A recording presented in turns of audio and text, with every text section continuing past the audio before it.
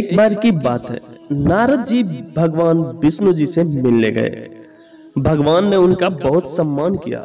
जब नारद जी वापस गए तो विष्णु जी ने कहा, हे लक्ष्मी, जिस स्थान पर नारद जी बैठे थे उस स्थान को गाय के गोबर से लीप दो।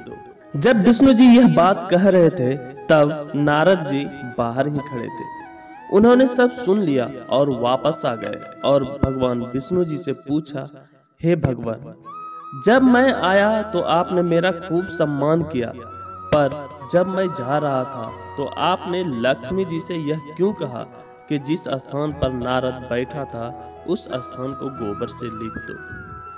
भगवान ने कहा, हे नारद, मैंने आपका सम्मान इसलिए किया क्योंकि आप देव ऋषि हैं, और मैंने देवी लक्ष्मी जी से ऐसा इसलिए कहा क्योंकि आपका कोई गुरु नहीं है। आप निगुरे हैं।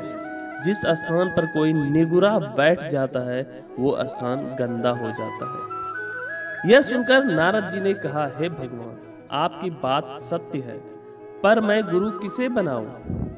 तो भगवान विष्णु बोले, हे नारद, धरती पर चले जाओ। जो व्यक्ति सबसे पहले मिले उसे अपना गुरु मान लेना। नारद जी ने प्रणाम किया और चले गए। जब नारद जी धरती पर आए तो उन्हें सबसे पहले एक मछली पकड़ने वाला एक मछुआरा मिला। नारद जी वापस नारायण के पास चले गए और कहा, महाराज, वो मछुआरा तो कुछ भी नहीं जानता, मैं उसे गुरु कैसे मान सकता हूँ? यह सुनकर भगवान ने कहा, नारद जी, अपना प्रण पूरा करो। नारद जी वापस आए और उस मछुआरे से कहा, मेरे गुरु बन जाओ। पहले तो मछुआरा नहीं माना, बाद में बहुत मनाने से मान गया। मछुआरे को राजी करने के बाद नारद जी लौटकर भगवान के पास गए और कहा, हे भगवान, मेरे गुरुजी को तो कुछ भी नहीं आता, वे मुझे क्या सिखाएंगे? यह सुनकर विष्णु जी को क्रोध आ गया और उन्होंने कहा, हे नारद, गुरु निंदा करते हो, जाओ, मैं आपको श्राप देता हूं कि आपको 84 लाख योनियों में घूमना पड़ेगा। यह सुनकर नारद जी ने दोनों हाथ जोड़कर कहा, हे भगवान, इस श्राप से बचने का उपाय भी बता दीजिए। भगवान नारायण ने कहा, इसका उपाय जाकर अपने गुरुदेव से पूछो। नारद जी ने सारी बात जाकर गुरुदेव को बताई।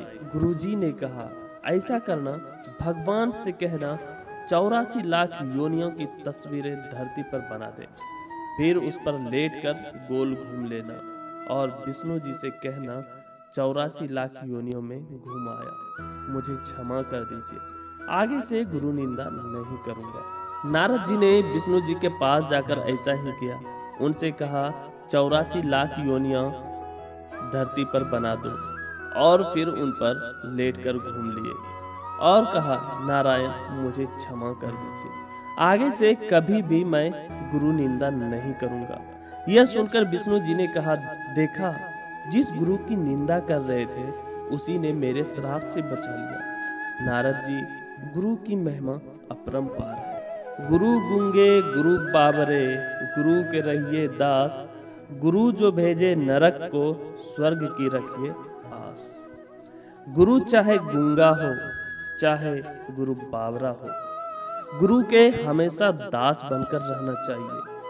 गुरु यदि नरक को भेजे तब भी शिष्य को यह इच्छा रखनी चाहिए कि मुझे स्वर्ग प्राप्त होगा, अर्थात इसमें मेरा कल्याण ही होगा। यदि शिष्य को गुरु पर पूर्ण विश्वास हो तो उसका बुरा स्वयं गुरु भी नहीं कर सकते।